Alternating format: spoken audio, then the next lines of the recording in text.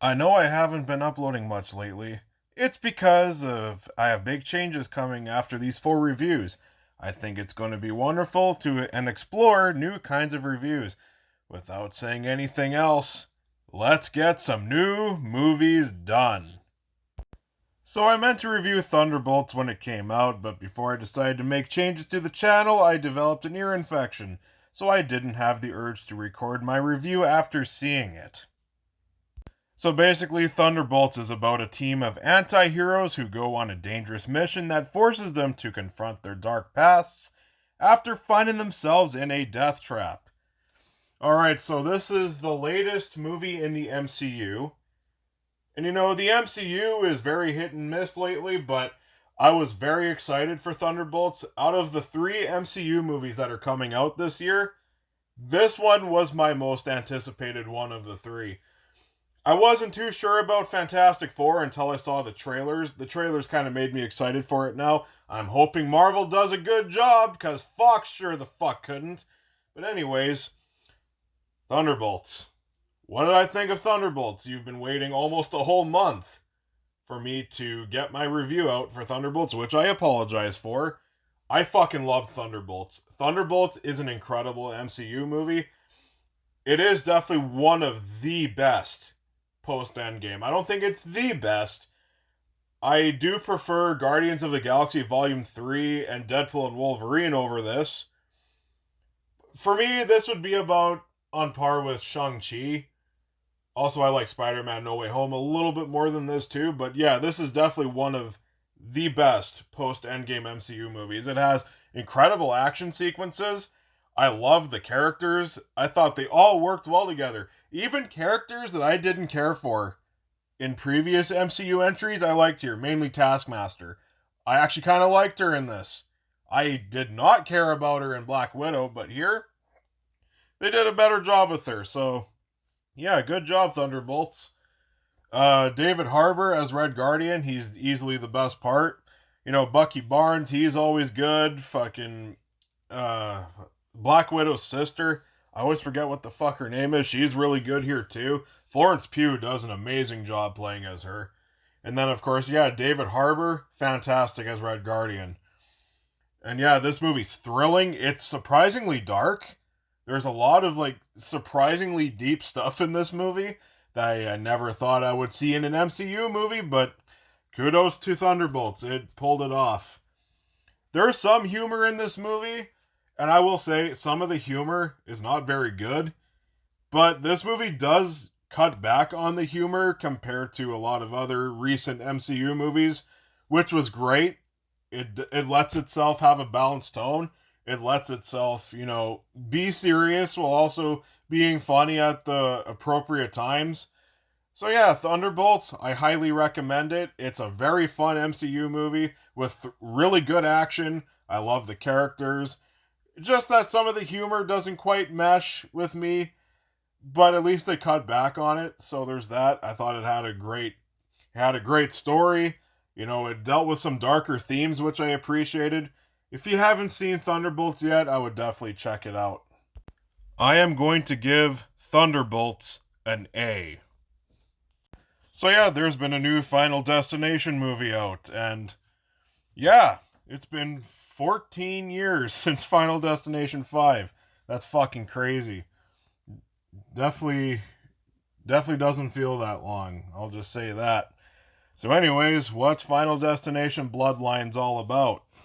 Plagued by a recurring violent nightmare, a college student returns home to find the one person who could break the cycle and save her family from the horrific fate that inevitably awaits them.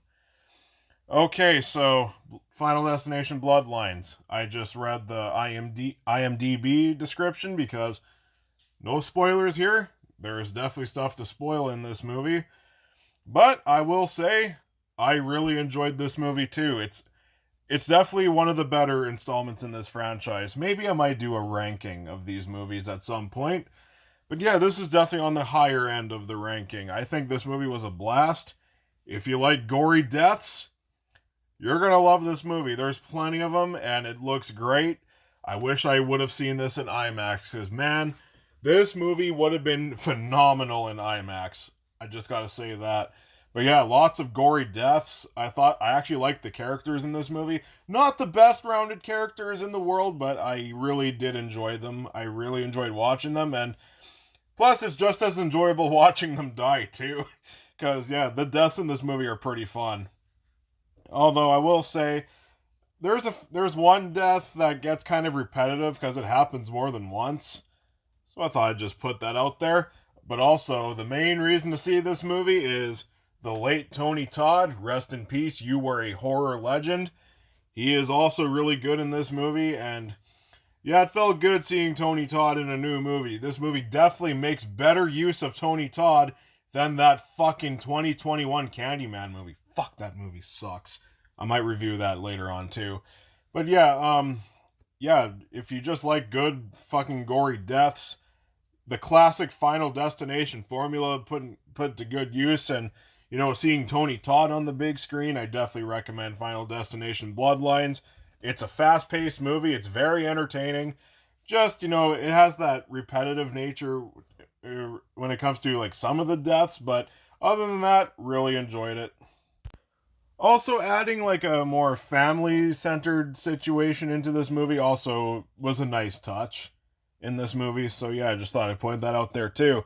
Really enjoyed this one. Definitely check it out too. I am going to give Final Destination Bloodlines a B+. Oh boy! A new Disney live-action remake, this time a more modern Disney movie with Lilo and Stitch. Okay. I love the original. It's a goddamn classic. Really great movie. So when I heard this one was getting the live-action remake treatment, I was like, are you fucking kidding me? That was the hardest I have said that since The Lion King got announced for a live-action remake. So, Lilo and Stitch. I love the original, like I've just mentioned. How is this remake? Well, I will say this. It's not as bad as Snow White. Does that make it good, though? Not really. I will say, I can say some positive things about this movie. The stuff involving Lilo and Nani, that was good stuff. I thought Stitch was great, too. I mean, the Stitch here is pretty much the same Stitch that you've always remembered and loved. So there's that. And there's some decent stuff with the aliens too, like with Jabba and Peakley. Not as good as in the original, but it's decent. And there's some solid action in this movie when action happens. That's about it. I would say in terms of Disney live action remakes, it's definitely on the higher end. But there's definitely some big problems with this movie. First off, this movie's very forgettable. I don't think I will remember this movie later down the road. I think it's like designed to be forgotten. There's nothing that really, really stands out here to make it truly memorable or really all that great. When it comes to Jabba and Peakley, yes, there's some good stuff there, but nowhere near as good as a lot of the stuff in the original. And yeah, the fucking designs too, I think are kind of weird, especially with Jabba. Jabba looked fucking weird. Wow. And also, there's some stuff that I didn't really personally enjoy, like Cobra Bubbles is in this movie, and he's not the caseworker here. He's just a CIA agent. They just made him into like the generic CIA agent, and it's baffling to me because I thought he was a very memorable caseworker in the original. I didn't really enjoy the new caseworker in this movie. I thought she was very bland and forgettable. And then when it comes to comedy in this movie, like I've said a couple of times already, I think there's some decent stuff with Jabba and Peakley, but other than that, this movie's not funny. There's many miserable attempts at humor in this movie that I never found funny. I know some people in the audience were laughing, and more power to them, I guess, but It's that typical fucking modern Disney humor that never works. This movie, I will say, it doesn't feel as soulless as Snow White. This movie is somewhat faithful to the original, and it does manage to have some heart in there. But is it a movie I'll ever revisit? No, it's a very meh forgettable movie. I didn't hate it, but I didn't really like it either. It's really not that good of a movie. If you want to go see a movie this weekend, I'll stick with the next movie, which is the last movie I'll be reviewing in here, because the next movie I'm reviewing is really good, and I can't wait to talk about that one. So, yeah, Lilo and Stitch, just blah, forgettable. I am going to give Lilo and Stitch a C. Alright, Mission Impossible The Final Reckoning. My most anticipated movie of the whole year. A big 3-hour epic of Tom Cruise doing amazing stunts and all that shit with some great action and whatnot. Alright, Mission Impossible The Final Reckoning. What's this one about? Considering it's the continuing story from Dead Reckoning Part 1.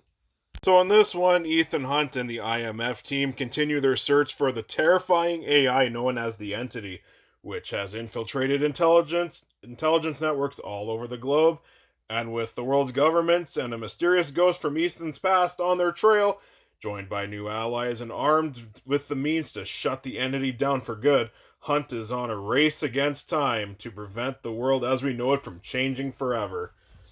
Okay, so yeah, there's the plot synopsis of Mission Impossible, the Final Reckoning. And I gotta say, it's not as good as the last one, or Fallout, or Rogue Nation, or Ghost Protocol, but I still very much enjoyed this movie. I do have one major flaw with this one, which prevented me from, loving this movie 100%, but I still loved it in the end. Okay, so what's great about this movie? Tom Cruise and the entire cast are as great as ever. Tom Cruise especially doing all these amazing stunts in these incredible action sequences. You know, there's two major standout action sequences. Everybody's pointed them out already. Yeah, it's the submarine scene and that airplane sequence. Fucking awesome. There's many other great action sequences in this movie other than those as well. But yeah, those two are definitely the standouts here. I thought this movie was very suspenseful. Definitely one of the most suspenseful movies in this franchise. But also, yeah, very exciting. I thought the story was engaging for the most part. And this movie, starting after about the first 45 minutes or so, this movie's pace is excellent. Now, I will say, in terms of flaws, yes, that first 45 minutes or so is a bit rough, but that's because there's a lot of explanation for stuff that happens in previous movies, and that kind of threw me off when this movie first started and I was getting through that first 45 minutes to an hour. I was like, okay, what the hell's going on here? We all know this shit already. It's kind of throwing me off a bit, and it's kind of slowing this movie down a lot. It's making it a lot less exciting. Yeah, so yeah, the first hour, for maybe I guess I would say maybe the first 45 minutes to an hour, it's very exposition heavy, and it's explaining stuff that we already knew. But that's about it for flaws for me. When it comes to just being a fun, thrilling action movie, this movie absolutely delivers. I thought everybody put in their A game here, especially Tom Cruise and the director Christopher McQuarrie. They crafted something really good here. Will this movie be on my top 10 of the year? It probably will. I'll probably give it a rewatch. I definitely will, because when the Blu-ray comes out, I'm definitely snatching that. I think this movie might be even better upon rewatch. But yeah, this is a fun, thrilling 3-hour action movie with just a little bit of a weaker first act. But when the first act is weak and everything else is so good, I can't knock the movie down much for that, because this movie ended on such a high note for me.